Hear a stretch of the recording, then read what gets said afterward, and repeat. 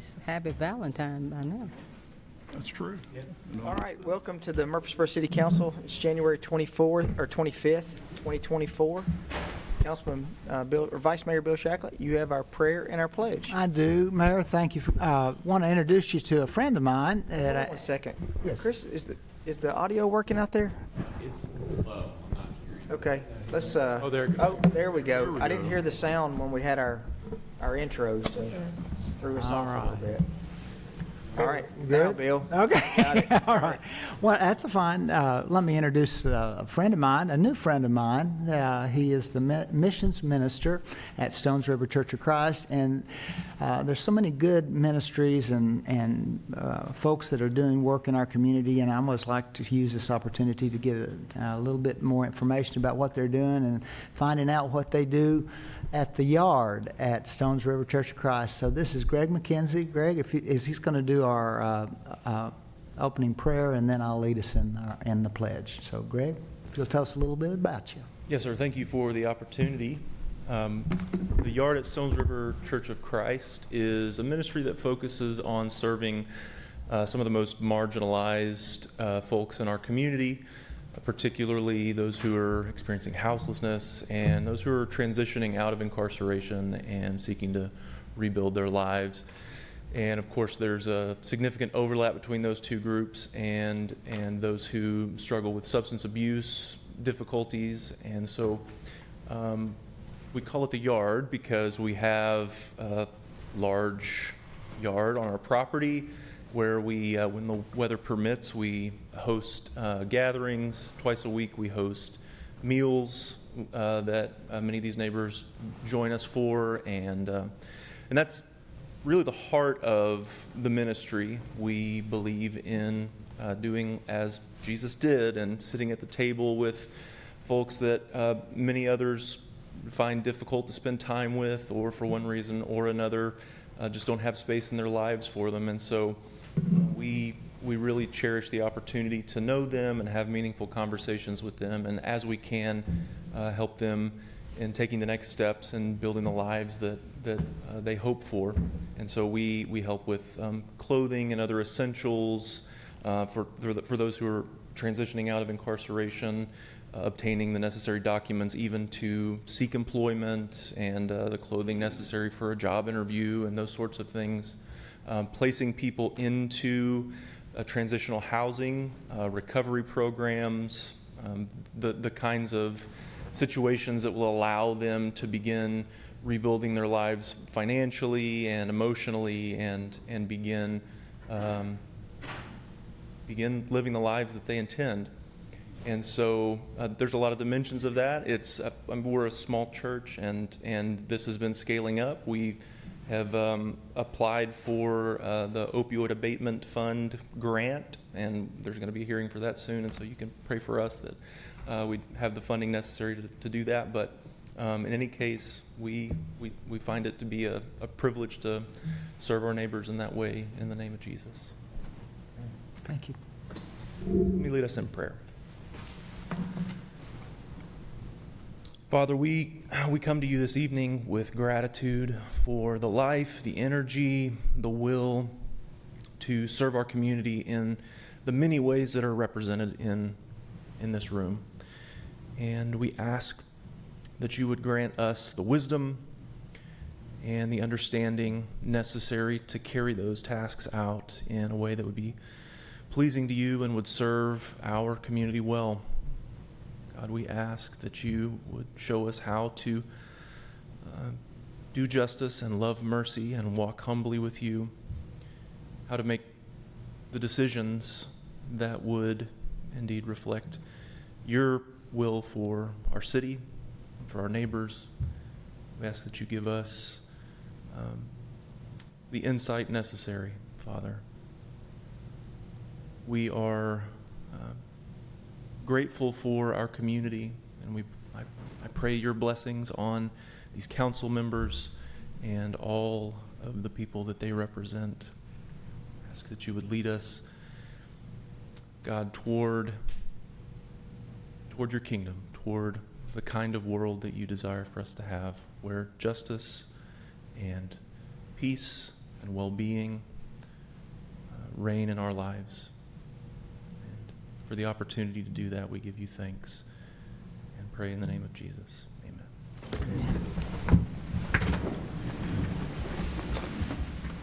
I pledge allegiance.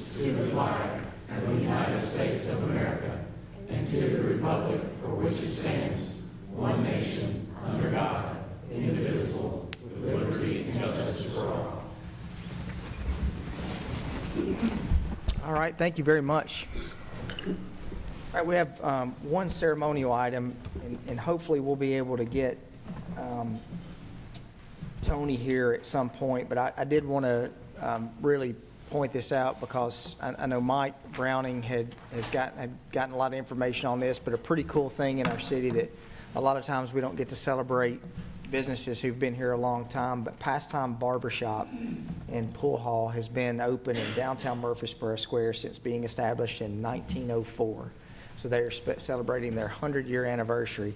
And Kyle Matthews owned the Pastime Barbershop and said that he would only sell to a barber. So Tony Lester has been working and operating Pastime for nearly 28 years now as a family business with her daughter Paige Bailey, who has cut hair side by side for 14 years.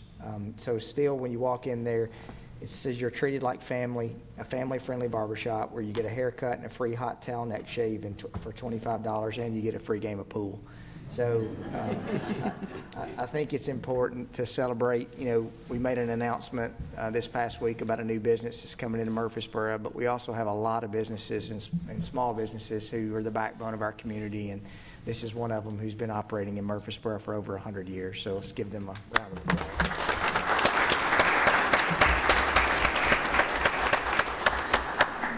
And this is not something super ceremonial, but you know, we're all a family here, and it's tough being here tonight. I can guarantee you one thing, that these two are not watching the Murfreesboro City Council meeting, but yesterday, many of y'all know I have twin boys, Luke and Eli, here in Knoxville. Yesterday was Eli's birthday, and Luke's birthday is today, and so they are 20 years old today. I remember when they were born, it may have been Steve Burris put pictures of them because they were still in the hospital when I was sitting in a planning commission meeting. So literally on these TVs. So probably not these exact TVs, but anyway, want to wish happy birthday to Luke and Eli. They're 20 years old at UT Knoxville tonight. Like I said, I guarantee you they are not watching the City of Murfreesboro. So, all right, we'll move to, I don't think we had anyone that was on our public comment or actionable agenda items tonight? No, sir, we do not. Okay, all right, thank you. All right, you have 3 items on your consent agenda. Second. Motion is second, please call the roll. Ms. Averwater? Aye. Ms. Skels Harris? Aye. Mr. Maxwell? Aye. Vice Mayor Shacklett? Aye. Mr. Wade? Aye. Mr. Wright? Aye. Mayor McFarland? Aye. We have several items that we've got that are going to be on second reading tonight. But Adam, how do we need to handle, do we just need to suspend the rules? How do we need to, we had a little snafu from last week. With the public, you mean with the public hearings not having had come first? Okay, Yeah, well, I mean, they're scheduled for public hearings. Okay. I think just informing people that, you know, that it has already been voted on first reading. first reading, but this is the public hearing, and then before there is a vote on. We don't need to suspend the rules because no one spoke last week, so there's really no comments. to add Correct, to the- exactly, Okay. yes. All right, Mr. Blomley. All right, thank you, Mr. Mayor, and good evening, Mr. Mayor and members of council. Our first public hearing tonight is for the annexation of 5.24 acres located on Sanctuary Place, and this was one that you did not vote on last time because the annexation plan of services only requires a resolution, does not require 2 readings. So, but this is the companion annexation request to the property that you did vote on, the rezoning, or the zoning simultaneous with annexation. This is 5.2 acres west of Sanctuary Place. Sanctuary Place is one of the private streets located in the Marymount Springs subdivision. The 3 homes that are directly adjacent to the green highlighted area have purchased this property from the property owner who owns the large agricultural tract that it used to be a part of, and they are consolidating that property into their 3 lots for additional backyard space. So it's really will cause no additional demand on city services, just basically enlarging 3 additional lots that are already in the city limits. It'll be relatively easy to effect this annexation. But we do need to conduct a public hearing on both the plan of services and the annexation, and then vote on those 2 resolutions prior to the second reading of the zoning. Be happy to answer any questions. Any questions for Mr. Blomley? All right, we need to conduct a public hearing on this plan of services and annexation. Anyone wishing to speak for or against, if you'll come to the podium, if you'll state your name and address, you'll have 3 minutes.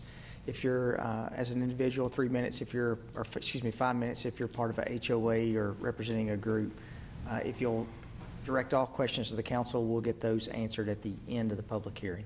Anyone wishing to speak for or against, please come to the podium. All right, seeing none, we'll close the public hearing. We'll now consider Resolution 23 RPS 39. This is for the plan of services. So moved. Second. Motion and second, please call the roll. Ms. Averwater? Aye. Ms. Gels Harris? Aye. Mr. Maxwell? Aye. Vice Mayor Shacklett? Aye. Mr. Wade? Mr. Wright? Aye. Mayor McFarland? Aye. All right, we'll now consider Resolution 23 RA 39. This is for the annexation. So moved. Second. Motion and second, please call the roll. Ms. Averwater? Aye. Ms. Gels Harris? Aye. Mr. Maxwell? Aye. Vice Mayor Shacklett? Aye. Mr. Wade? Aye. Mr. Wright? Aye. Mayor McFarland? Aye. All right, we'll now need to have a public hearing for the zoning of this same 5.24 acres. Yes, sir. And just as a reminder, this is to zone it to Marymount Springs PUD, the same as the balance of the lots, simultaneous with annexation. All right. We'll hold this public hearing. Anyone wishing to speak for or against, please come to the podium. Seeing none, we'll close the public hearing. We'll consider this is second reading, ordinance 23 OZ 39. So moved. Second. Motion and second, please call the roll. Ms. Averwater? Aye. Ms. Gels Harris? Aye. Mr. Maxwell? Aye. Vice Mayor Shacklett? Aye. Mr. Wade? Aye. Mr. Wright? Aye. Mayor McFarland? Aye. All right, we'll now move to item 5. This is rezoning property along Old Fort Parkway. Yes, sir. This is second reading of the rezoning of the mall property, the Stones River Mall property, to a planned commercial development. And as you'll recall, this was to help facilitate some subdivision of the property. The applicant gave a presentation on this at first reading on January the 11th. He's here today if you have any questions for him. Otherwise, we need to conduct a public hearing on this matter and then vote on second reading. All right. We'll hold a public hearing to rezone this 48.3 acres. Anyone wishing to speak for or against, please come to the podium. Seeing none, we'll close the public hearing. We'll now consider on second reading ordinance 23 OZ 40. So moved. Second. Motion and second, please call the roll. Ms. Averwater? Aye. Ms. Gels Harris? Aye. Mr. Maxwell? Aye. Vice Mayor Shacklett? Aye. Mr. Wade? Aye. Mr. Wright? Aye. Mayor McFarland? Aye. All right, we'll move to amending the zoning ordinance miscellaneous revisions. Thank you, Mayor. We presented this item back on January the 11th when it was considered under first reading. It's a wide array of revisions to our zoning ordinance, many having to do with the definitions and with Chart 1 uses permitted. As I mentioned at that time, the Planning Commission held a workshop on this at November 14th and worked through a lot of the issues. But we'll need to hold a public hearing on this matter and then vote on second reading. And we'll be happy to answer any questions before or after the public hearing.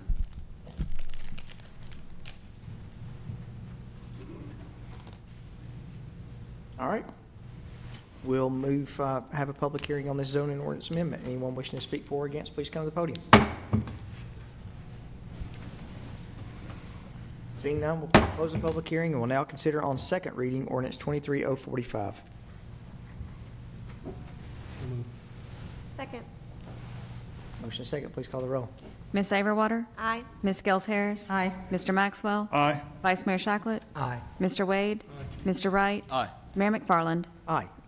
All right, we'll move to item 7, rezoning property along Northwest Broad Street.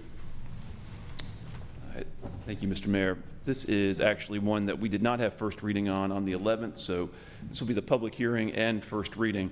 This is a rezoning for property that is owned by the city located along South Church Street, Northwest Broad Street, East Sevier Street, and West Vine Street.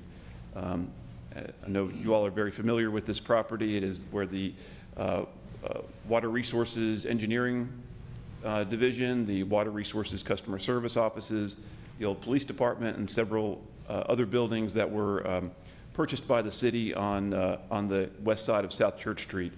In addition, there is the city parking lot at the southeast corner of East Sevier Street and South Church Street. There's a request to rezone this property. The bulk of the property, you'll see that there are several different labels on this map because there's some cleanup zone revisions to our zoning map as well. But the majority of the property is requested to be rezoned to PUD, Planned Unit District, for a mixed-use development. Mr. Matt Taylor will go over the details of that development in the next few minutes. But just to set the stage as far as the location, of course, City Hall is directly adjacent to the north, and downtown is to the north, and then across Northwest Broad Street is the area where the city will be daylighting Town Creek and creating the linear park along the southwest side of Northwest Broad Street.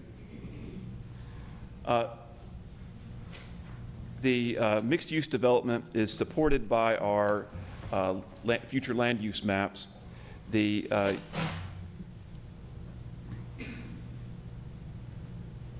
You can see on the map that was included in the staff report, it is included in the Historic Bottoms Overlay District. The majority of the property is located in the Historic Bottoms Overlay District from our future land use map.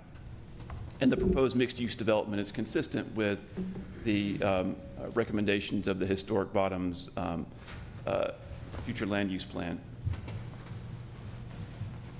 The property was considered by the Planning Commission at the December 6th Planning Commission meeting, and at that time the Planning Commission voted to recommend the December 6th Planning Commission meeting. Also in November, we held a neighborhood meeting on this matter, and it was attended by about 20 to 25 people, and there was some good dialogue at that meeting. Now I'd invite Mr. Taylor to get up and present the proposed development.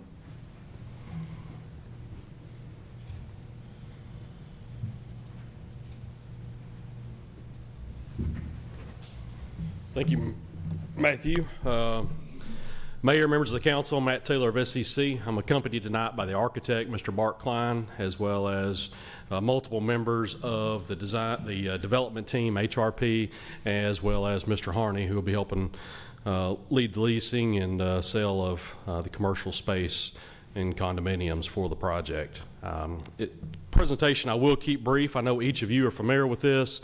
The project is substantially the same in agreement with the development agreement that we presented to y'all multiple times, and I think y'all voted on and approved, I think in the summer of last year, maybe in the late fall. So you'll see that it's very similar to that. Really, it's been more about massaging architecture and the building sizes as we move through this. The programming is still the same that you've already approved. The project is just over 7 acres in size, all shown here in blue. So it's really what's in front of City Hall and then the parking lot across South Church Street.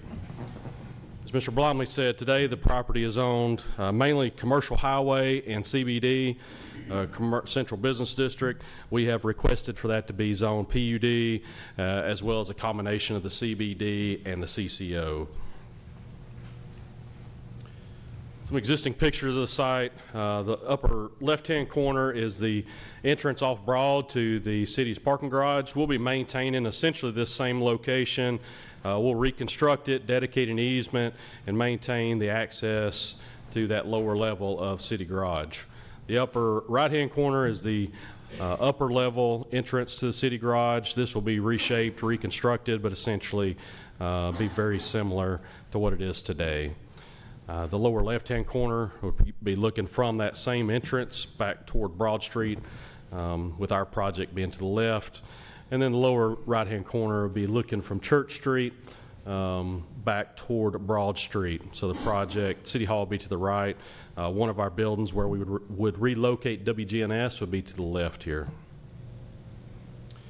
As Mr. Blomley said, both the Historic Bottoms as well as the North Highlands study, both of these recommended a similar development pattern to what we are providing with this PUD. In the plan itself, we essentially have 4 buildings spread across both properties. That would allow for up to 339 dwellings, 150 hotel rooms, and then 30 to 40,000 square feet of commercial retail space, with the 2 parking garages located in front of City Hall that would provide for about 770 parking spaces for this project and the surrounding businesses. If you start on this page, the hotel will be up at the upper left-hand corner at the intersection of Vine and Broad Street, which we will be realigning and reconfiguring that intersection to make it improved and more safe. As you move to the east or to the right here, you'd come to the condo building, which will have 80 to 100 condominiums. Those will encircle one of our parking garages. The next building at the intersection of Church and Broad would be what we've termed the apartment building. Here you'd have your residential for lease buildings. And then on the other side, you'd also have WGNS as well as some more for lease residential. Each of these buildings would have the opportunity for commercial on the ground floor, which you've seen here that's highlighted in the pink or the purple as opportunities for those commercial areas. The project is very much designed to be urban, so there's going to be less green space than most of our more suburban projects. More of our amenities are inside the buildings themselves. The amenities are also the location, because it's very walkable to downtown and the businesses that we already have located here. Building designs, we really try to keep in form and shape with what the land use studies had called for, which is 4 to 5 stories, multiple building planes.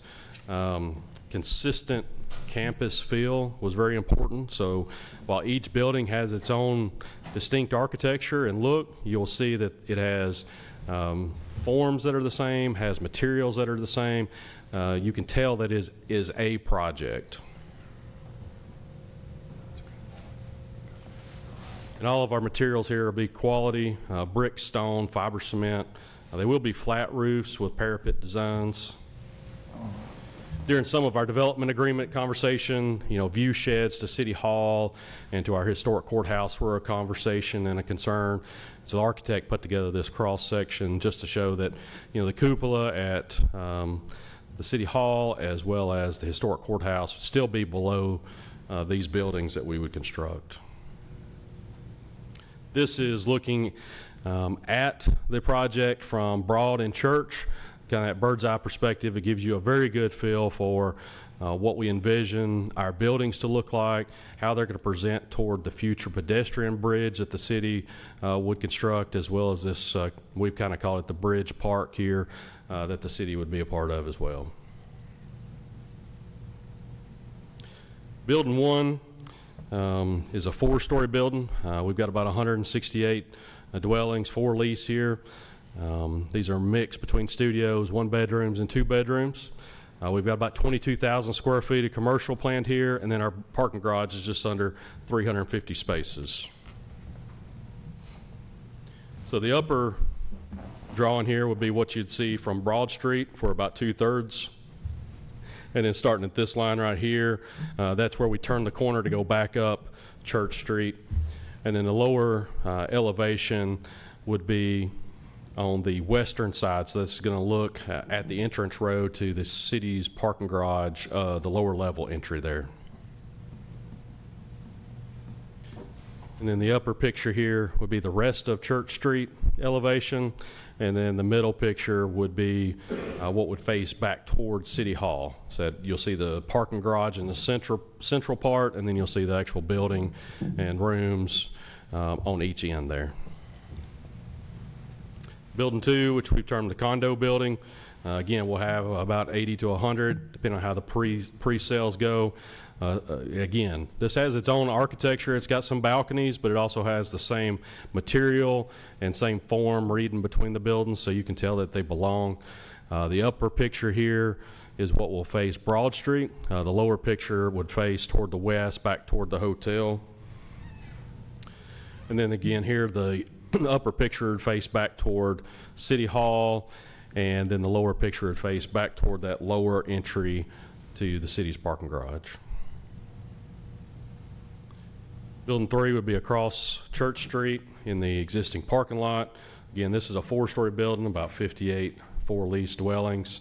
Again, those are a mix between 1 and 2 bedrooms.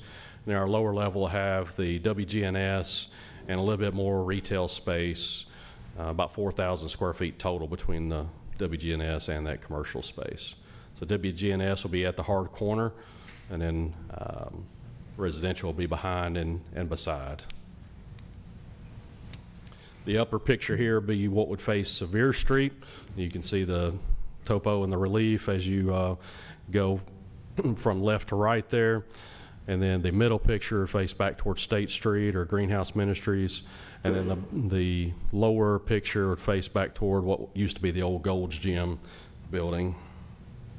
Then the hotel design is 4 or 5 stories. It's a potential 3,000 square foot restaurant. We've picked out a couple of locations that this could potentially be. Those are outlined inside the program book. Be up to 150 rooms, depending on who our final hotel user is here. And they will utilize parking spaces inside of the garage at Building 2. So the upper picture would be what would face really the Broad and Vine intersection. The lower picture would face toward Vine Street itself. And then the upper picture here would face back toward City Hall. And then the lower picture would face back toward the condominium building. Just some view sheds around the property. This would be the entrance off of Vine toward the city's parking garage would be toward the left. The hotel will be to the right, and then one of our garages would be straight forward. This will be from City Plaza, looking across this into the garage. And then this would look from the intersection of Church Street into the city's upper floor, second story entrance there. And then this would look out of the city's rotunda toward our project. Streetscape, we will complete a large portion of streetscape on this block that marries up with the city's downtown streetscape plan that's been in, I think it was adopted back in the 90s. So we look forward to doing that with tree wells, street trees, wide sidewalks, and lighting. So much like the rest of downtown, we'll complete this circle.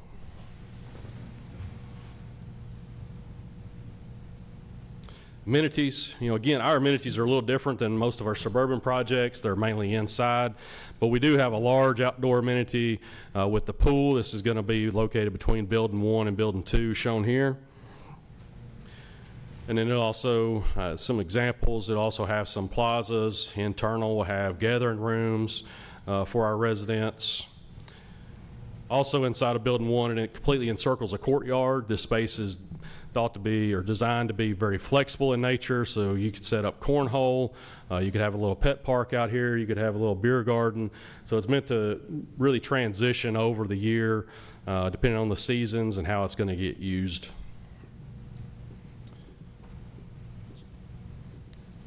And then the commercial uses, even though we're on an arterial, we do think this is going to draw more downtown type uses, going to complement the area, going to round out offerings for the existing residents as well as our residents. It's going to draw in people from around town.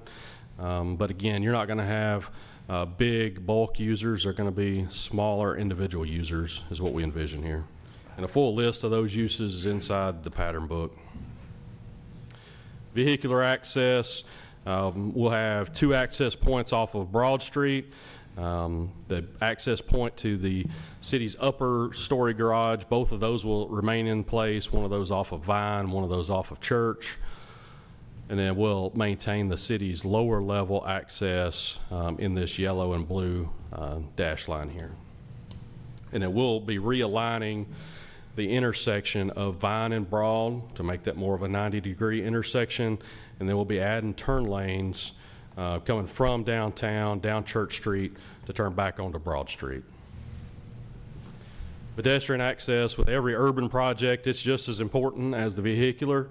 And so we've got sidewalks surrounding the project, we've got sidewalks internal, and want those to connect to all directions for everybody. So you can see all those outlined here.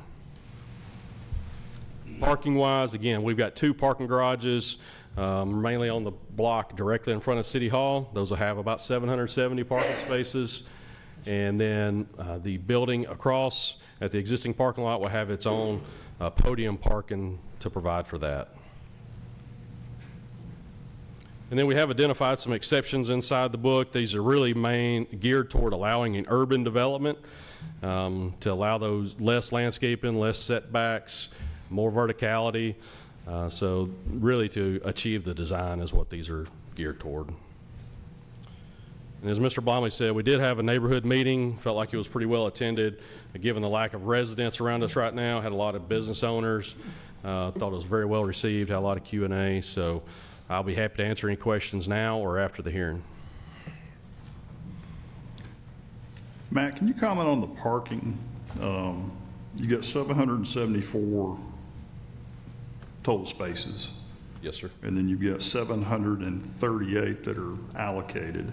So that delta of 36, like, what will those be used for? Is that, Essentially, we would consider anything that's not reserved for a resident to be public parking. And so it doesn't matter whether they're coming to City Hall or whether they're coming to the alley on Main, they could park in those spaces. Now, if you live here, we're going to have some dedicated spaces for you, but the rest we envision as being public parking. Now, that may be paid public parking in some fashion. We've not fully determined that, but again, it would be open to the public, but there will be some reserved spaces for the people that live here.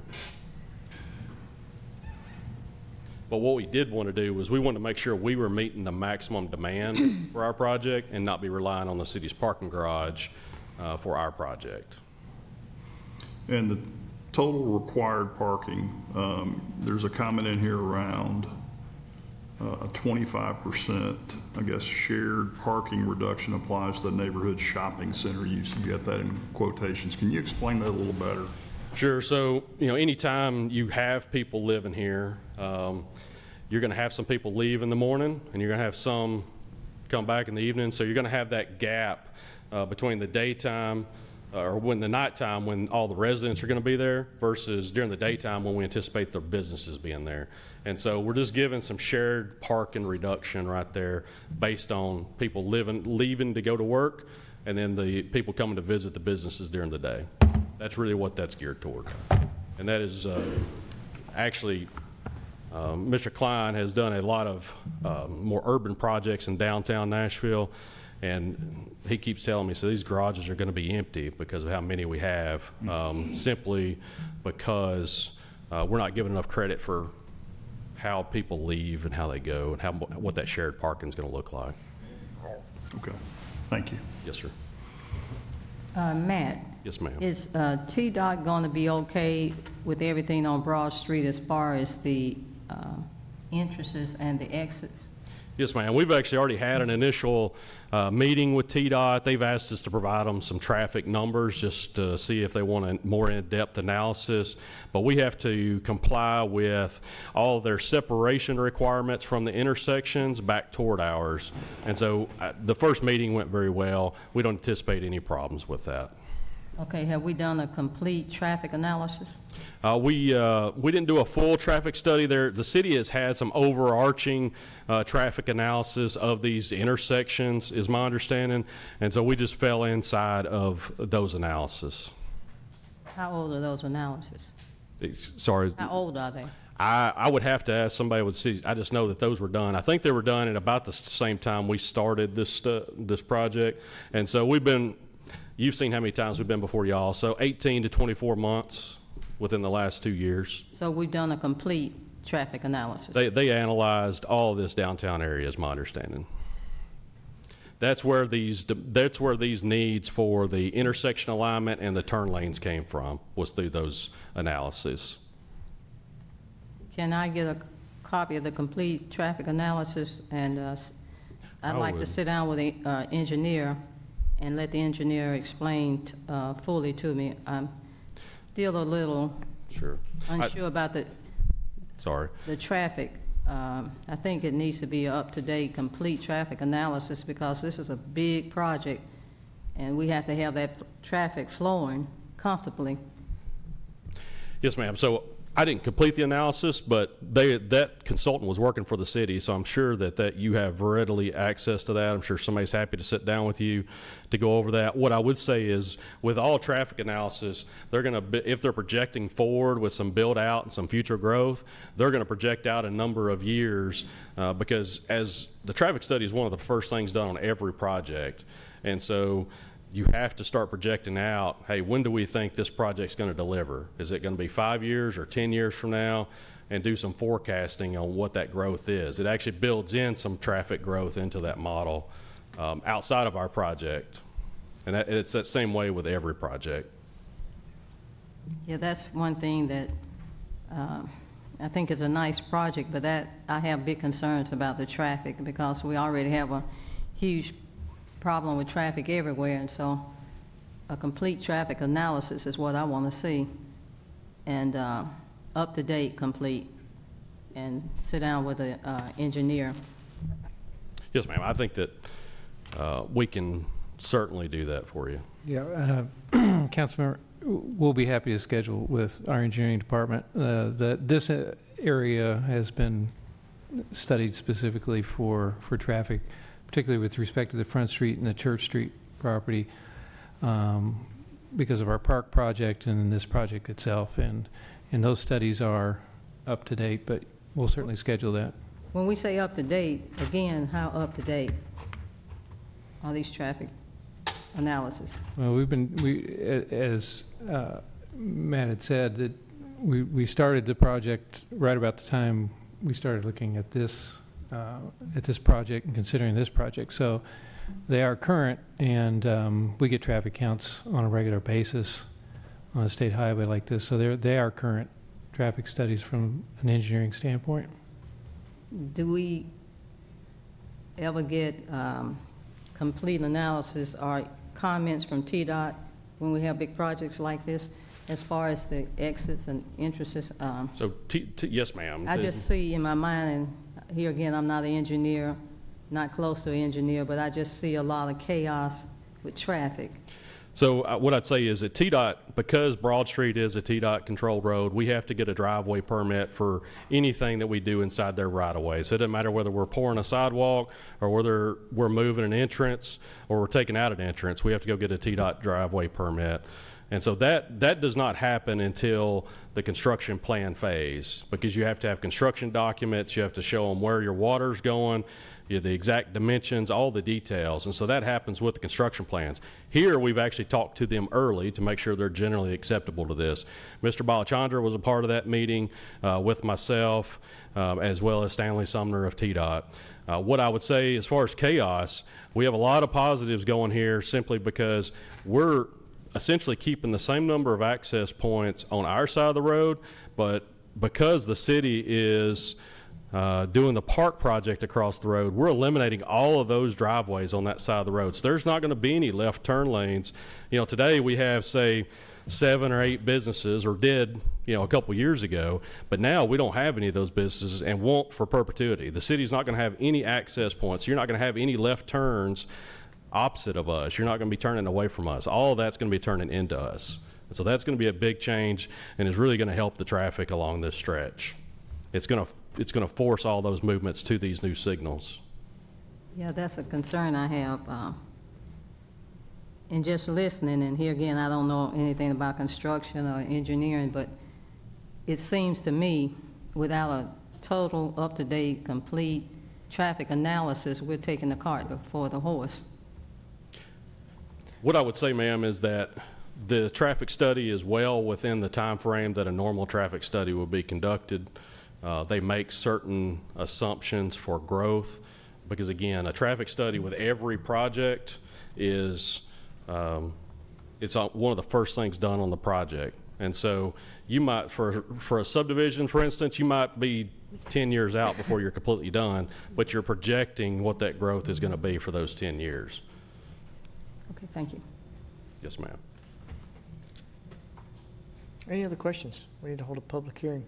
Matt, one last question. You've got here on page 9 of your presentation, says 35% of the 774 stalls can be compact spaces if needed. Yes, sir. That would be 270 stalls.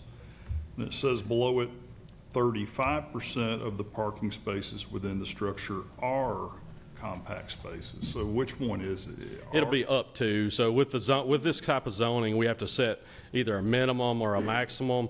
Obviously, we've not laid out every parking space inside of there, and really what that compact is geared toward is you might have a column, and it's just going to be a little shorter at that space.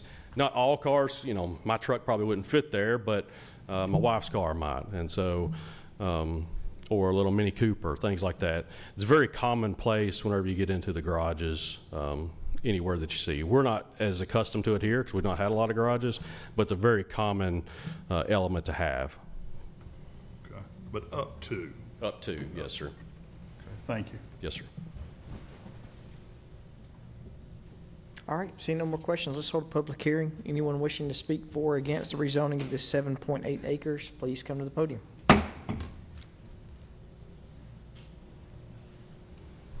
Mayor McFarland, good evening, members of City Council. I'm Brick Murphy. I'm a resident of Murfreesboro. I've been a longtime resident. I live at 227 Shannon Drive. My family is the largest private landowner in downtown. I grew up downtown on Manny and then Main. Spent my whole life in Murfreesboro. And I'm coming here to speak, you know, not for the applicant, but for my family on their behalf. You know, I don't have any financial involvement. I'm not representing them. I'm here on behalf of my family, who are downtown business owners, and we own real estate. And we're very excited about this project. Feel like this is the future for Murfreesboro. Think that having some multifamily and commercial downtown with this density makes a whole lot of sense. And I'm very excited, and so is my family. So we'd ask you to vote in favor.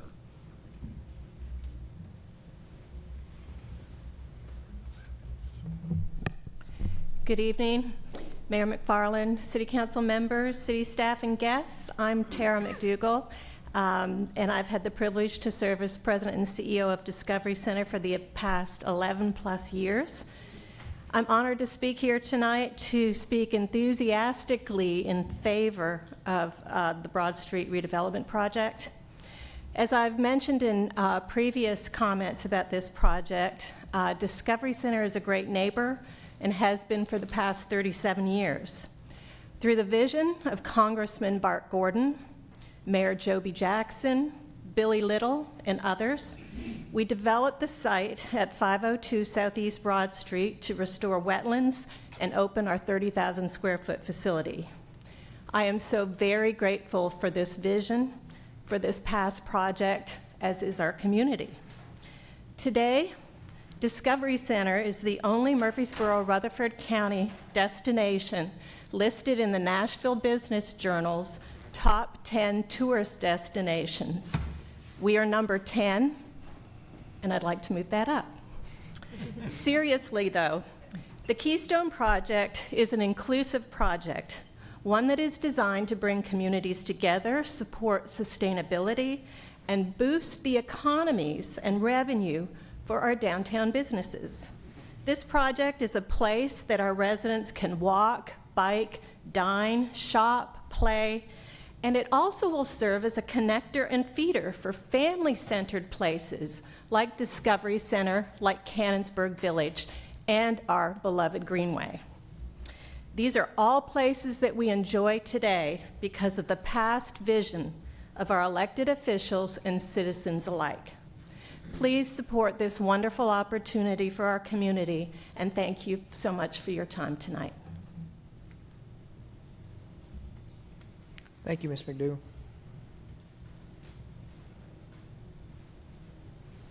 Good evening. My name is Sarah Callender. I'm representing Main Street Murfreesboro as the Executive Director. Within a 30-block radius of what Main Street Murfreesboro has established as the downtown business district, there are approximately 512 businesses. In 2023, approximately 85 businesses closed and 57 new businesses opened and there are 47 vacant spaces available for lease or standing empty. In 2023, the city and county government spent $753,761 on a total of 13 projects in this downtown boundary. Private investment made by some of those approximately 500 businesses spent $5,084,165 that we know of. The people who work downtown are invested in downtown. Downtown Murfreesboro is a vibrant micro ecosystem of thriving, locally owned businesses run by people who live right here in our community. Our downtown is walkable. Thanks to the work of so many people in this government, some sitting here tonight even, and the Main Street program back in 1985, our downtown has wheelchair accessible sidewalks, although they could use more. They have appropriate lighting, free parking, and easily accessible parking garages, 2 of which are just on 1 block off of the public square.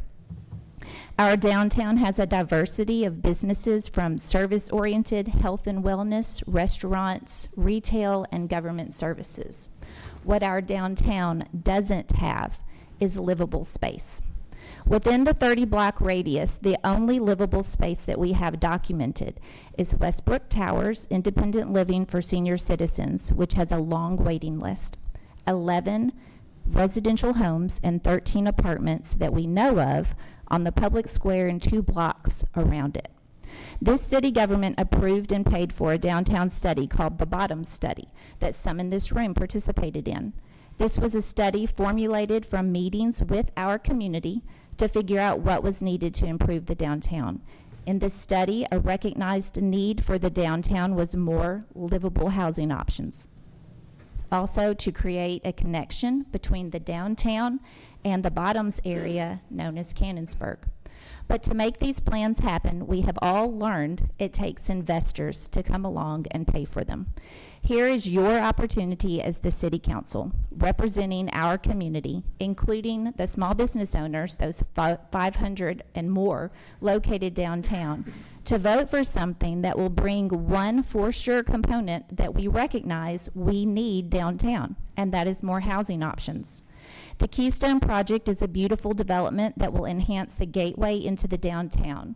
It will take what has been an eyesore off Broad Street into our downtown business district on Church Street and Vine Street and create a sense of place for downtown. It will connect the Bottoms area with a walkable bridge over Broad Street to the future daylighting of Town Creek and the Cannonsburg area to make our downtown a destination for families to come and visit. It will allow for a boutique hotel to bring tourism downtown. But ultimately, it will create more spaces that do not exist without new development occurring for people, everyday people in our community, to live downtown. This will be a game changer for our locally owned businesses. Thank you for being wise and allowing new development in new things in our old downtown. Thank you for helping our downtown to grow and thrive and to keep up with the rest of our city. We all owe it to those 500 business owners who have chosen to make their livelihood and invest in the historic downtown area. We owe it to our community to keep our downtown alive and thriving and bringing people to its streets to do business and enjoy community. Thank you. Thank you, Ms. Callender. Mayor and council members, thank you for letting me speak again. My name is Josh Reynolds, live on Cherokee Court here in Murfreesboro, over across from the university. As a small business owner, one of the 512 that Sarah represented, as well as a owner of real estate on the square, we were very excited to stand and support this project. As you know, everyone's seen some amazing announcements that have happened in the past weeks, and we're all excited about that. I assure you, no one in the city is more excited for a cava than my wife. So maybe Trader Joe's, but we'll see which one wins us over more. When we look at that, we have to see that there's so much going on around the outside of the city. And as you know, our downtown, our square is the heart of the city, and we have to have a healthy heart in order to keep our city strong. And so looking at the investment, looking at the tax dollars, from my perspective, looking at customers, We are very excited to support the city and continue to support the heart of Murfreesboro. Thank you.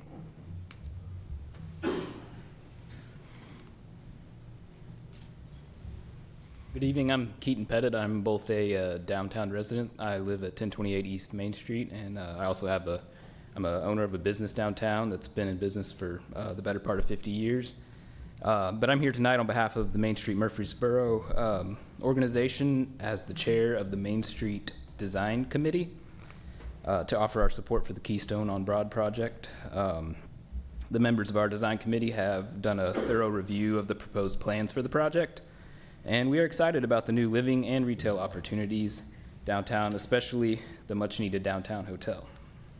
From a land use, massing, and aesthetic perspective, we believe the development will enhance the physical appearance of our downtown, adding to the existing fabric and vibrancy that Main Street and our stakeholders have worked diligently over the years to develop and maintain. So we ask that you vote yes for this project. Thank you.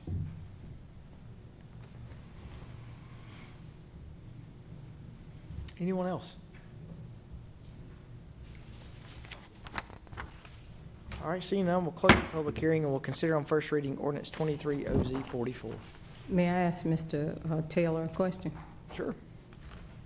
You don't have to get up, Matt. I probably owe you that respect. I'm sure I owe you that respect, sorry. I've been meaning to get with you on the flow of traffic, and I have to apologize to you for that. With the weather we've had and everything, that's just kind of knocked me back some. But will you be willing to sit down with me and help me to understand? Because I think it's an excellent project. I just want to understand the traffic. Will you be willing? Absolutely. I have no issue with that. Anytime. Okay. If you just want to talk about your kids or something, I'm happy to sit down with you. So. Okay. Thank you, Matt. Yes, ma'am. I think it's important when we look at the overall project that, you know, of course we have traffic opportunities that are in our city, but I routinely drive to Knoxville, and the traffic in Knoxville is no better than the traffic in Murfreesboro. The traffic in Nashville is bad. The traffic everywhere is bad. And so unless you go out to Milton or Las Casas or Rockville or, well, Rockville, around the school, we don't want to bring up that issue again. But, you know, I do think when you look at this project, without the work that we've put into Town Creek, and that's something that's gone on for some time. You know, I used to go to the subway next to to the Copy Mate, and traffic will back up at that intersection because everyone would turn in trying to find a spot to park where they only had 4 parking spots for the entire subway. So I do think that this whole corridor now with Town Creek, you're eliminating, I think I counted 7 different curb cuts on the businesses that we have, not including what is being planned to do with South Front Street. Not to mention, and I know Bill can attest to this, for years we've talked about how do we get a pedestrian bridge over Broad Street to be able to access that area, and this is one of those ways that we're getting pedestrian access. But here's you've heard that saying, what do you call a leader who no one's following? That's just someone who's walking around. And if we don't have pedestrians to use a pedestrian bridge, then the money that we're spending on the pedestrian bridge is just a waste of money.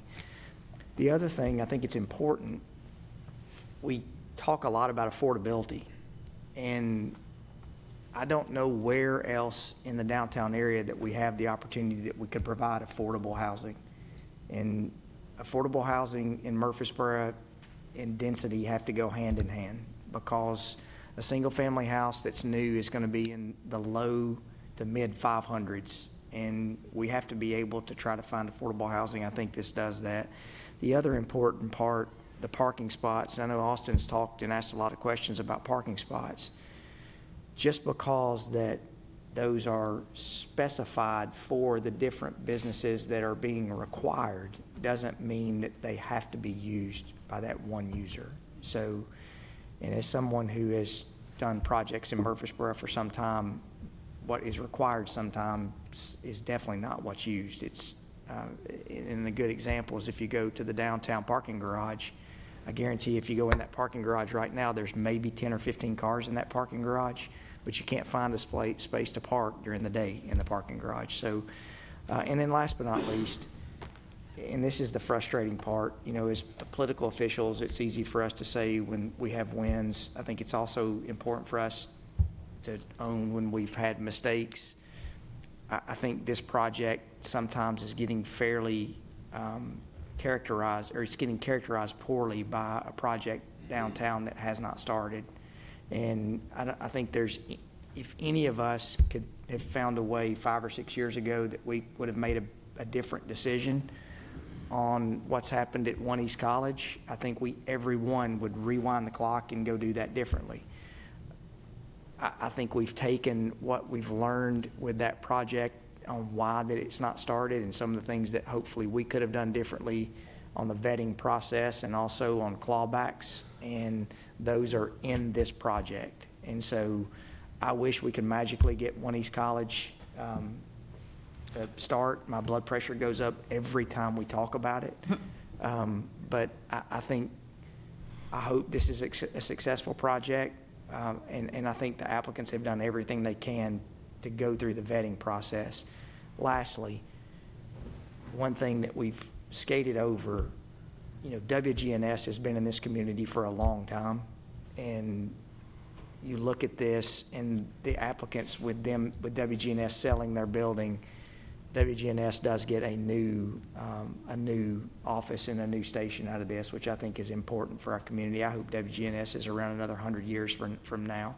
They provide a vital service to our community. So those are a few of the reasons I think that this project is going to be good for our community and good for the overall downtown.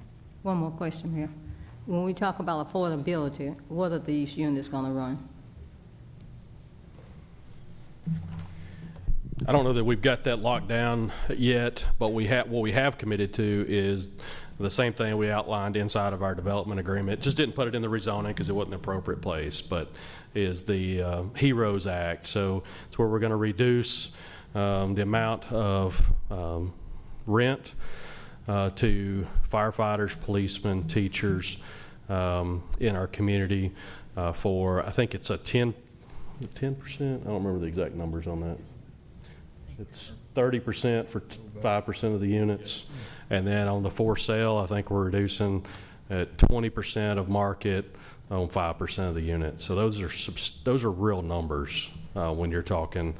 My son lives in downtown Nashville, and I think he pays $2,700 a month. So, you know, that's $900 a month. That's real money that you're talking that's taken off there. And those are going toward the most deserving in our community, really.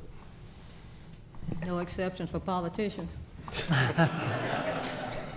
They're not I don't think that'd be appropriate for me to answer. Madeline, they do have an exception for politicians. It's 20% more than what everybody else pays. So You got your W-2 from the yeah, Yeah, I was like, you want to see our W-2? We got. yeah. I'll make a general comment, Shane. You know, there's no such thing as a perfect plan. You know, when I was a battalion commander in S3, we would debate every plan to death. But at the end of the day, you go with your best plan. And to me, a perfect plan in this case is that there would be more affordable housing and there would be more units for seniors, veterans, teachers, that it would be 100% condos. But we can debate that all day. There's no such thing as a perfect plan. You go with your best plan.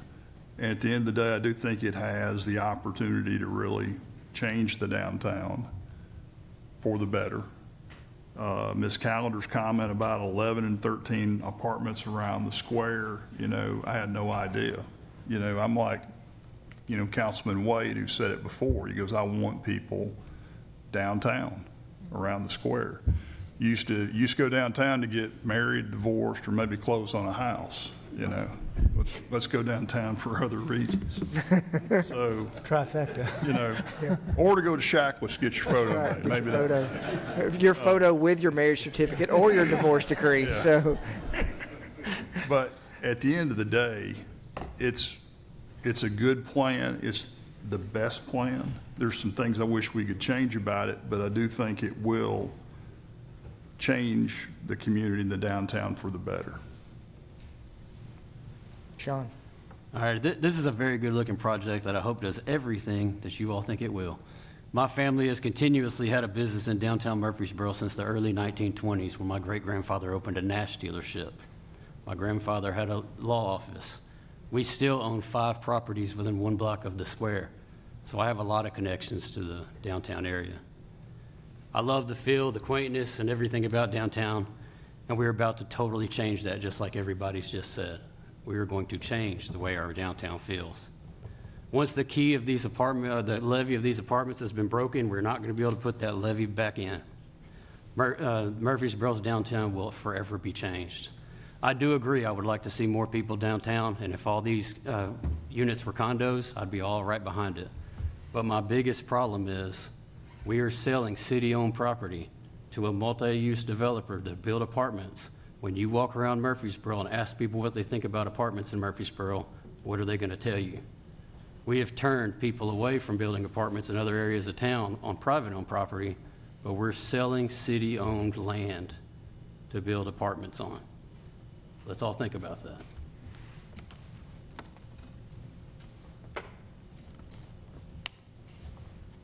Any other questions?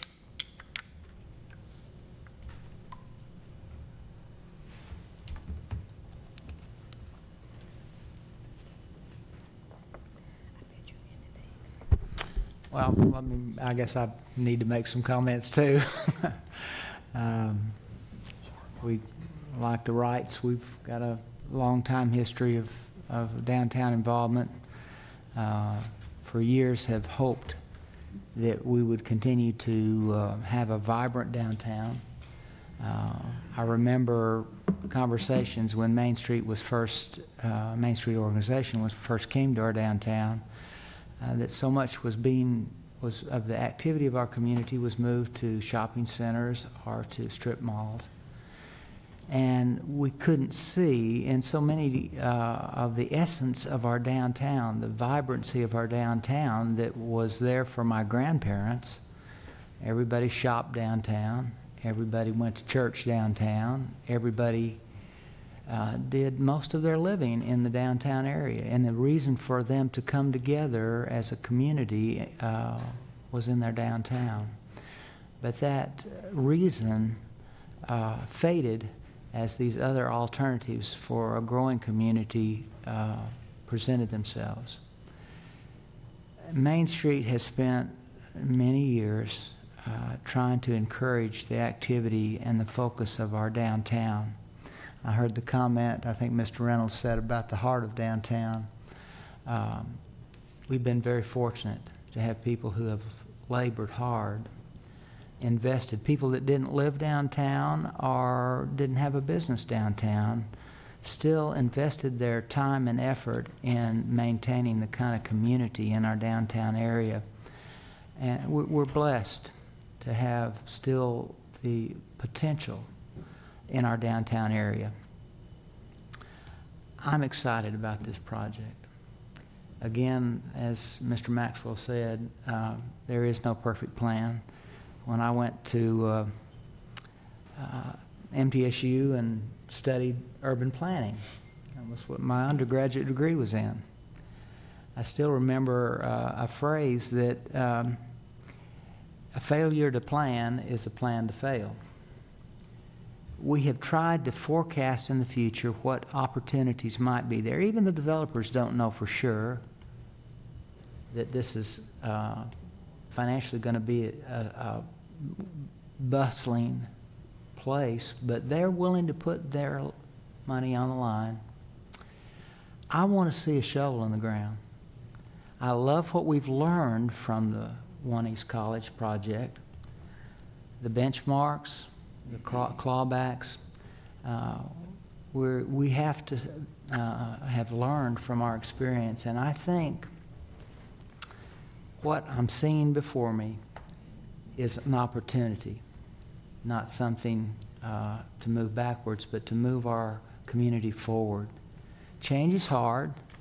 I know there's going to be challenges even beyond this project, but if we get people interested in our downtown, investing in our downtown to this extent, I think there'll be a lot of good things that will happen as a result of this project. So I will move for the approval of the project. All right, we have a motion. Second. Motion and a second. Ms. Brown, please call the roll. Ms. Averwater? Aye. Ms. Gels Harris? Aye. Mr. Maxwell? Aye.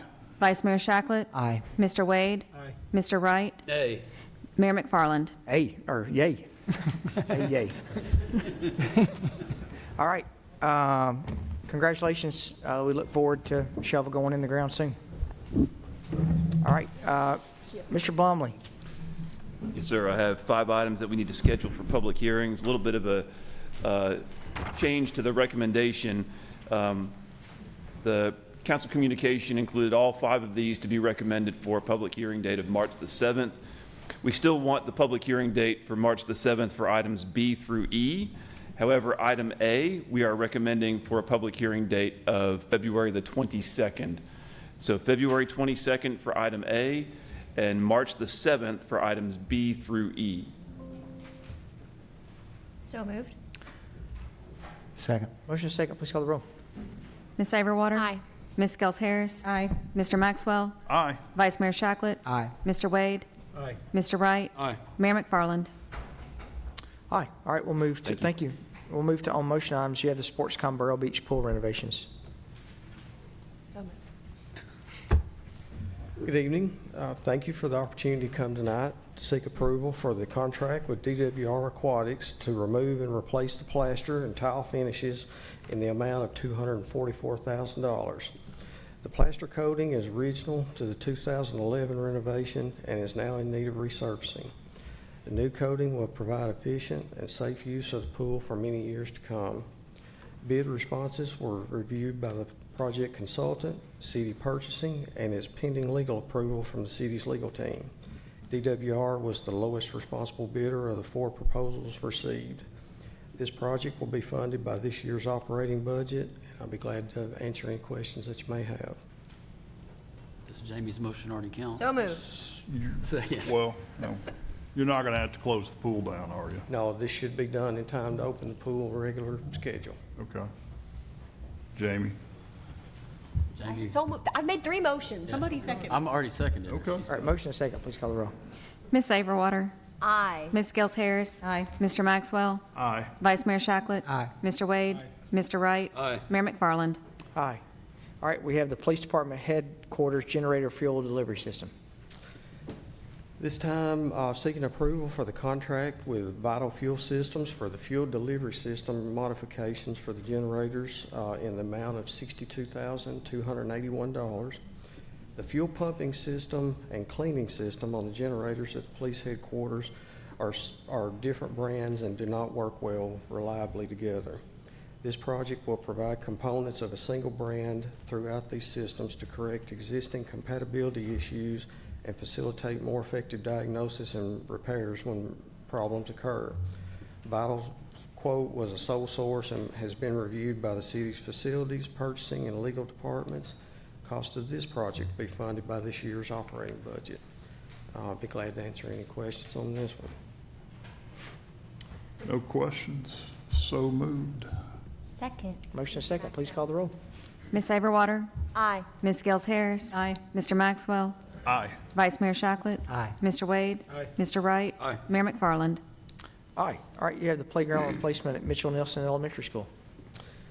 This one, Boyce Ballard Construction for the removal of existing playground and construction of a new playground at a different location at Mitchell Nelson Elementary in the amount of $594,000.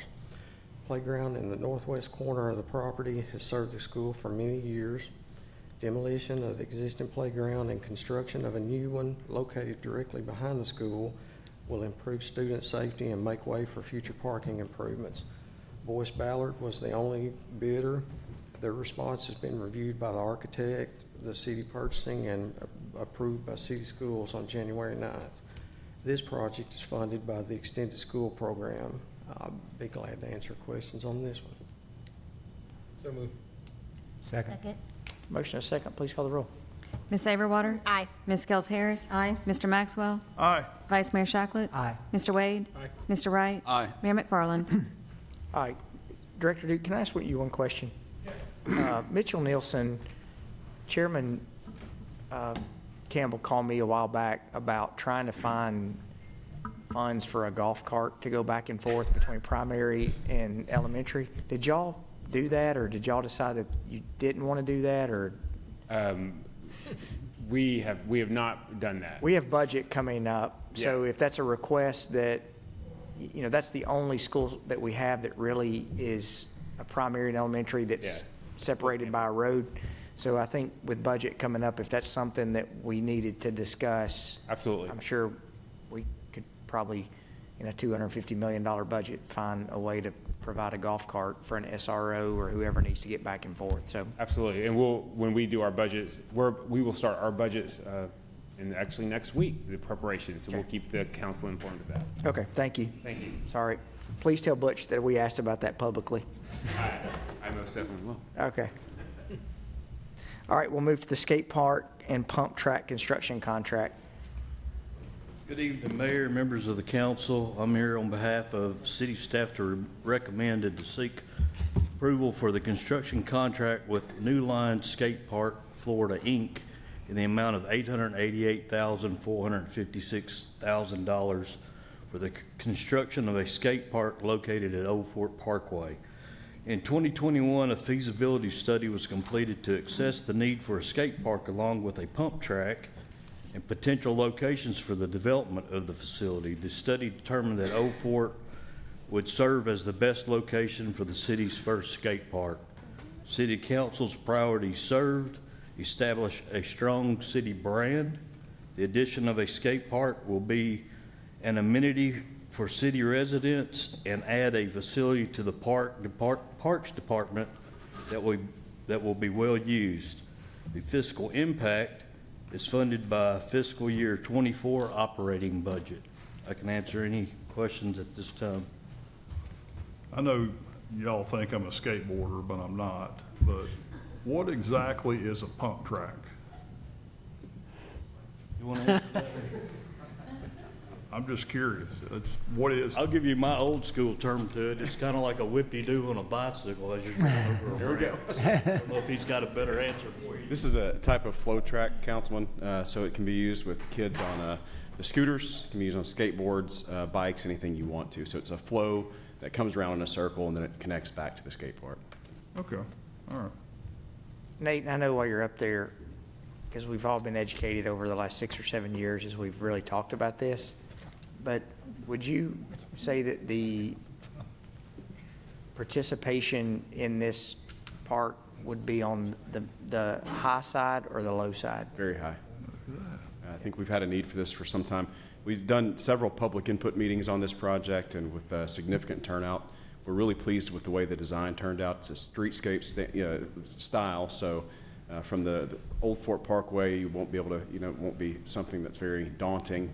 It's not going to be lit, so it's something, we moved it to Old Fort Park after we did the feasibility study simply because we had existing infrastructure where pavilions 1 and 2 used to stand, and we think it's the best use. But based on the comments and the positive reactions we're getting, I think it's going to be a great amenity for the park system.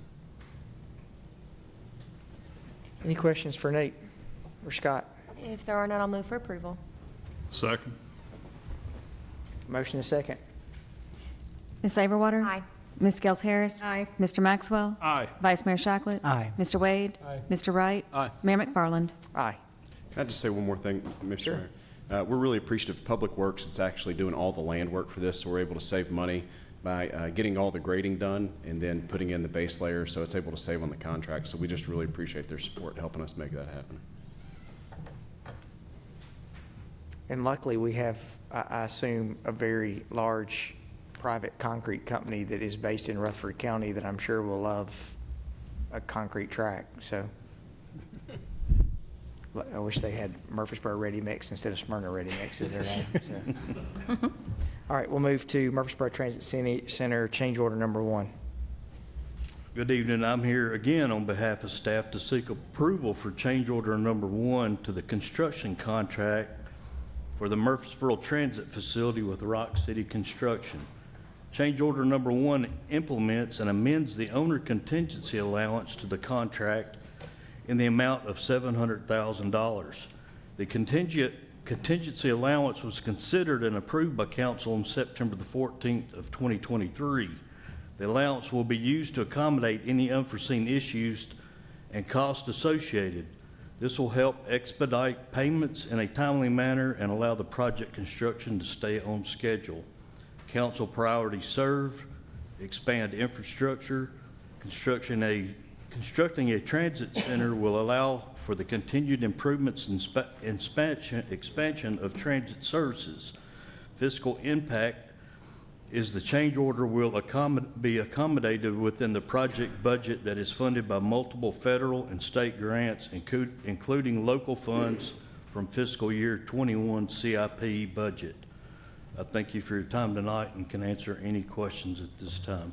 What is the exact, it says the allowance will allow unforeseen issues that arise to be resolved in an expedited manner. So what's the unforeseen issue that's driving this up $700,000? Right now, we have in the contract, we have almost $699,000 worth of allowances. I don't think we'll ever use much of this $700,000 owner contingency, but I'll give you an example of what's come about in the past couple of months. We did some budgeting 3 years ago, and some of the allowances that we had put in this contract have almost doubled, and it's basically the utility allowances that we gave to the contractor. I'll give you an example. The electrical allowance that we gave was somewhere around $25,000 or $30,000. Well, in 3 years, those materials have went up at least 40%. So I'm looking at about a $23,000 change order for those items right now. AT&T has come back with the same thing, adding some more conduits and changing a little bit of their design due to the Highway 99 expansion project that's right next door to this project. They're going a different route now back to Salem High to Bridge Avenue to a pole following the Middle Tennessee Electric proposed easement, and there's going to be some additional costs to that. I think that's about $15,000. So right now I'm probably right under $50,000 in change orders just for allowances that we did not foresee going up in material cost at this time. So the purpose of this really isn't for a specific unforeseen circumstance. It's for ones that will come. Large construction projects generally budget a contingency amount to accommodate things that just happen in construction as you go forward. This project has that. This change order makes it part of the contract, just so that it cleans everything up. And So it's not that we've had $700,000 No. in change orders. We've had 50. You've got Thus a far. buffer Yes. for additional without having to come back and. Yes. Okay. Instead of having to come back to council every month for a few $1,000s, $15,000 to $20,000, this kind of helps us get to a better place on expediting work and keeping the project moving forward. So I don't disagree with, approving having an amount that we approve that we say, look, we're setting that aside for contingencies. Mhm. But I think that's what our role is, to be able to monitor those contracts, and we approve the change orders that come in. And the thing that I don't like about this is that we're not going to know about those change orders until, look, I lose sleep over Chris Griffith coming in front of us with a change order all the time on road projects. But the part that are we going to start doing this with all of our projects, that we approve a contingency that we set over to the side, and then we say, look, y'all manage that contingency and then just let us know how it turns out? Is that, projects would generally have an owner's contingency as part of it. That doesn't give signature authority to buy things more than $50,000. So that you still have to come back for that. But for small projects or small items that come up, like he's mentioned, Scott's mentioned, then we can take care of those efficiently. And then at the end of the project, everything gets squared out with a final change order that shows all those projects. But yeah, any amounts that need to be expended, any contracts that need to be signed over $50,000 still have to come back to council to get signature authority. This is just to make sure that the budget is all squared up and small amounts can be handled efficiently. I'm fine I understand the reasoning why that, especially the speed on, but I think if we're going to do this, we need to put something in place that basically says, at the end of a project, you guys are going to come back to us and true up and show us, we Show you approve. the final change order amounts and the total project budget, the balances and. Yeah, so that way we can say, look, we know you approved a budget of 700,000, but we didn't hit that, and this is how much is left over. Yes. Not, a lot of $10,000 change orders add up to $700,000 or $49,999 change orders. So I just don't want us to get into saying, look, we're low bid. Right. And then Right, we're no. going to add another That's, contingency on it. yeah, we, Low that's, bid and then death by 1,000 no, change we manage that very carefully, and and it's an owner's contingency, so we have total control over it, and we're not allowing contractors to come in and just up their bids on everything else. Now, we do realize that there are certain pieces of equipment a contractor can't buy because there's a third party that's charging them something, and you know very well how that works. And so some of these just have to be accommodated through contingencies.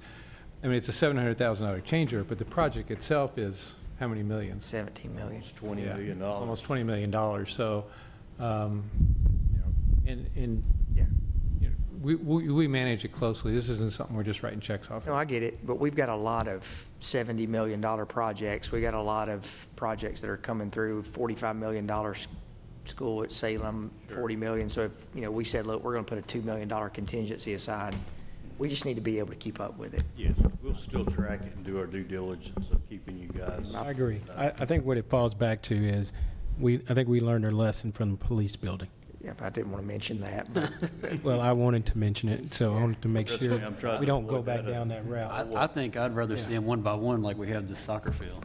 I'm good with that. I'd personally rather see them one at a time. I mean, I get it, it's more expeditious and speedy, but I'd rather see them one at a time. That way we get to keep up with how much over budget we are. Yeah.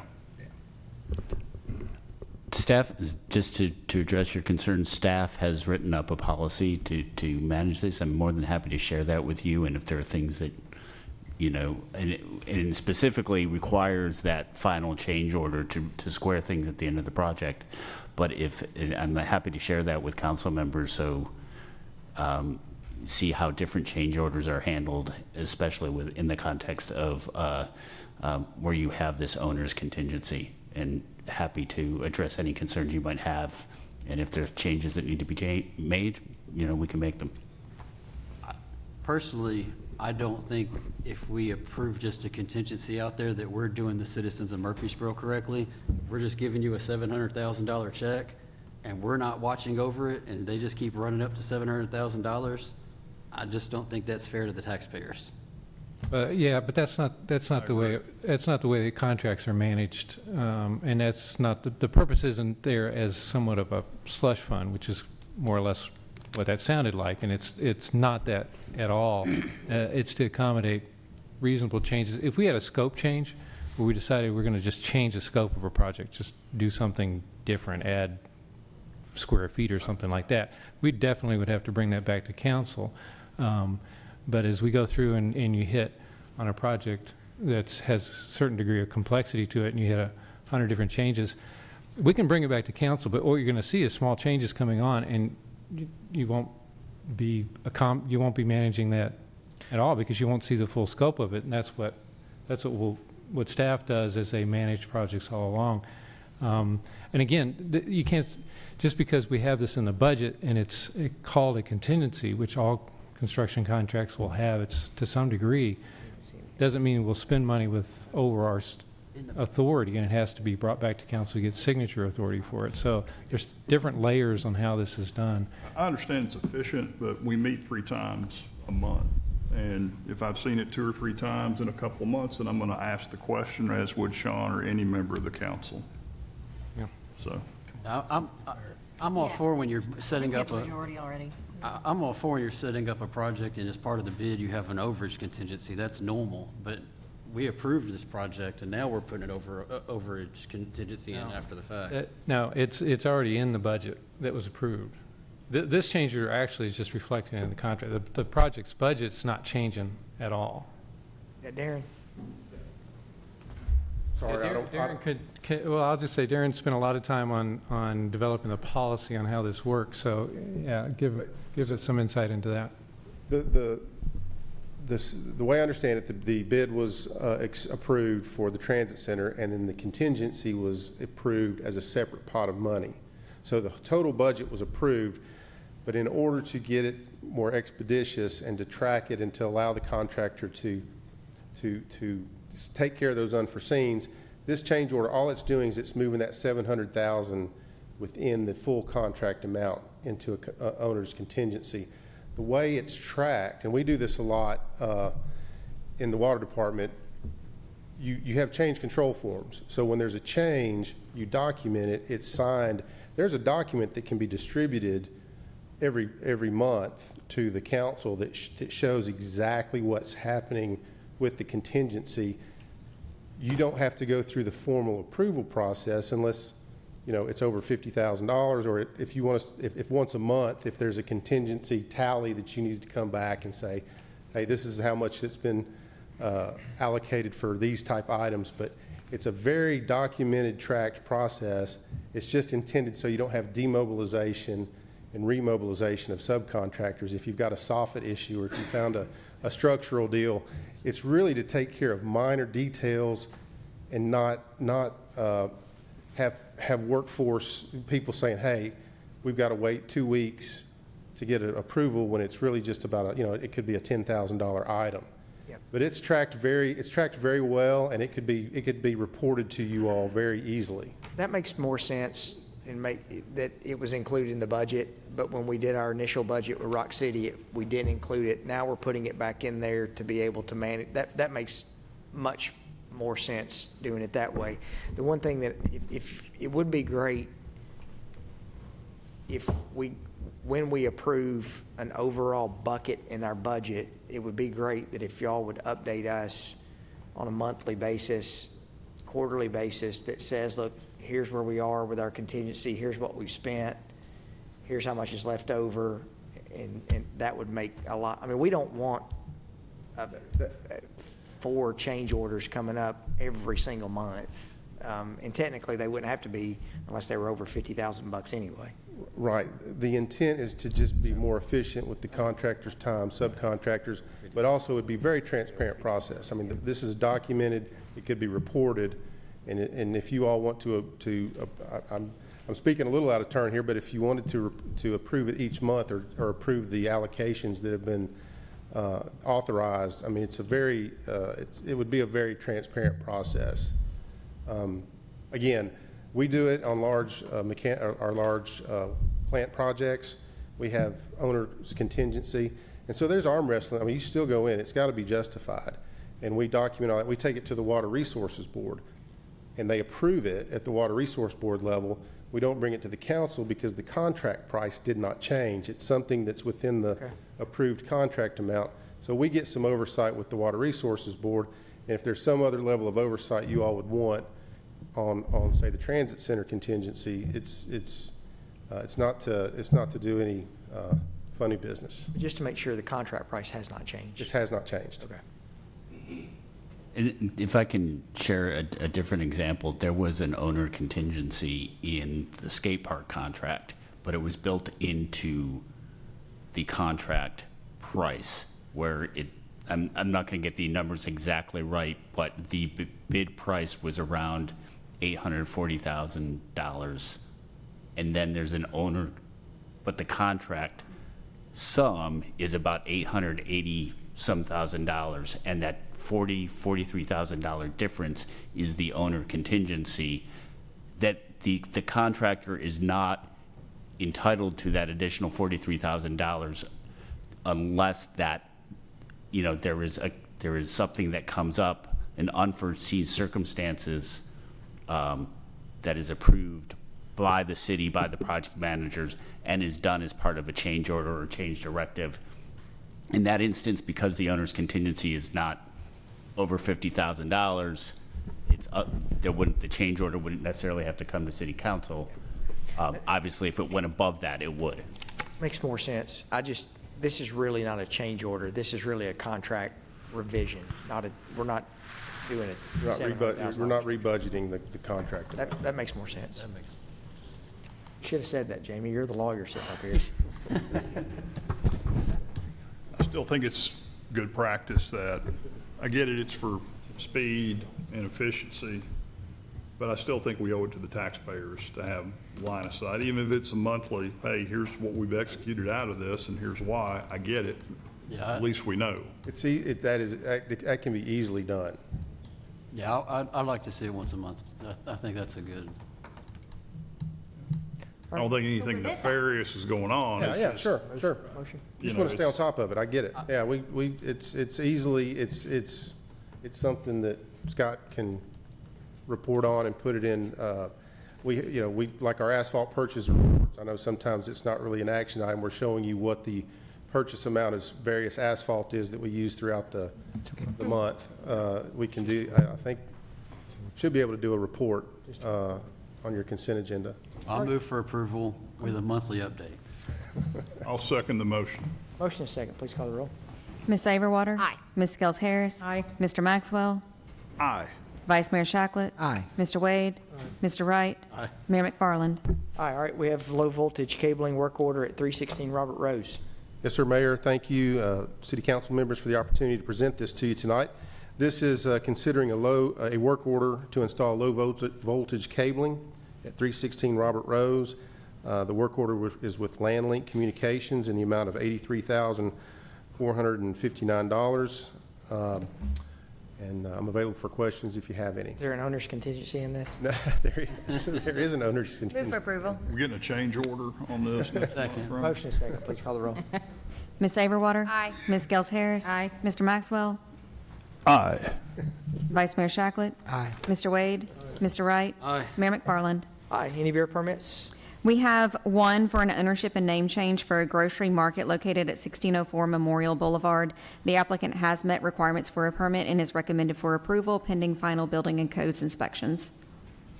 So moved. Second. Motion is second. Please call the roll.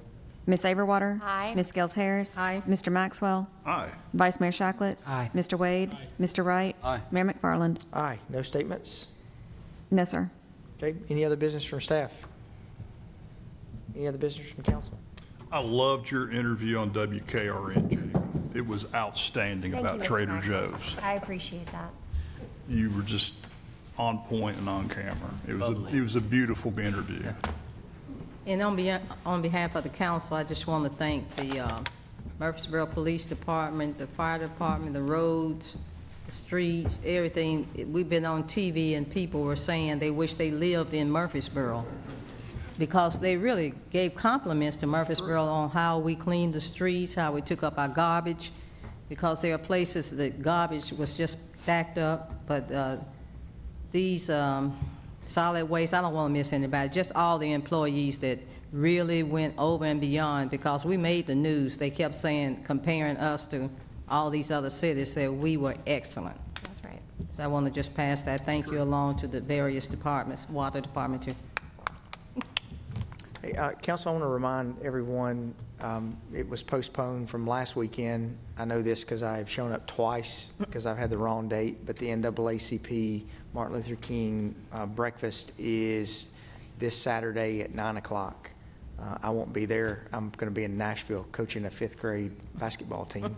But That's you. it's at 9 o'clock at the James Union Building, so it's always a good event. And then you also have the Jerry Anderson Award, where they're going to be recognizing local emergency service provider at the same time. So, Hey, Shane, before we get out here, something just popped into my mind.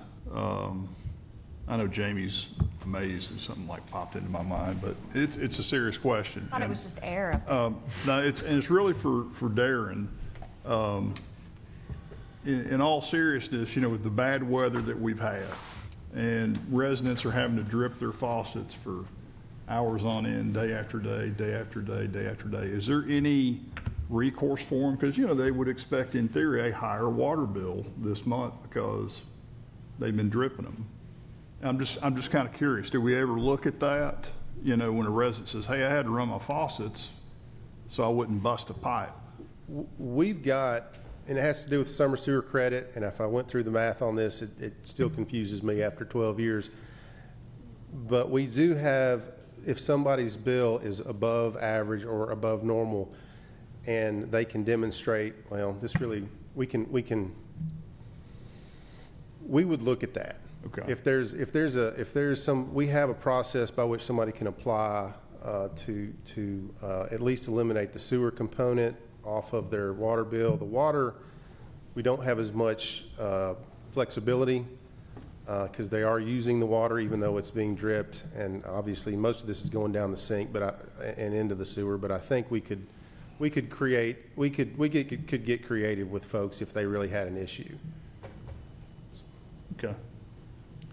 One thing I did learn that I didn't know we've done, and this is after 18 years at the department, we actually go, when we have a big freeze, our water meter guys go up to the square and they stuff insulation into all the water meters boxes up on the downtown area to insulate them from the cold. So we only had about 15 water meters kind of freeze up or bust during this event, and a lot of that had to do with these guys getting out there to stuff insulation. I thought that was kind of neat. Didn't know they did that. Didn't know. And the social media team, Mike and his team, have really been pushing out that if you see potholes, please notify the city. I mean, every time we have one of these events, we think our street department works really hard during the event, but they work even harder fixing potholes throughout our city. Raymond gave me a little report. I just want to pass this along because it's a unique situation to go from something that was that cold for that duration and then to go into a rain event that we've just had the last 3 or 4 days. They cannot keep up with the pothole filling. They're using cold mix because no plants right now are manufacturing hot mix. That cold mix really, when you put it down, as soon as it rains hard on it, it washes it out of that pothole. So as soon as these guys are filling it, a hard enough rain comes along, it's washing out. So they have really been working hard, and they've actually been putting some steel plates down on the road to cover some of the larger potholes. He's really trying to find somebody that's manufacturing asphalt, hot mix asphalt right now, so that we can get in and do more permanent repairs. So I just wanted to pass that along. We appreciate how hard they've been working. All right, if there's no other business, Craig, next week? I might close my computer. No, not next week, I don't believe. Week after that. We're not meeting next week? That's what. Don't be so happy about Well, I emailed you today to let you know I was going to miss it, so. Oh, no. I'm going to miss it too. Well, we weren't meeting, so it Since we're not didn't meeting. matter. Since Jamie's not going to be here next week, why don't we just not have council? We'll have it the next week. That's it. Perfect, great idea, Cancel it, Mayor. just- All right, we stand adjourned.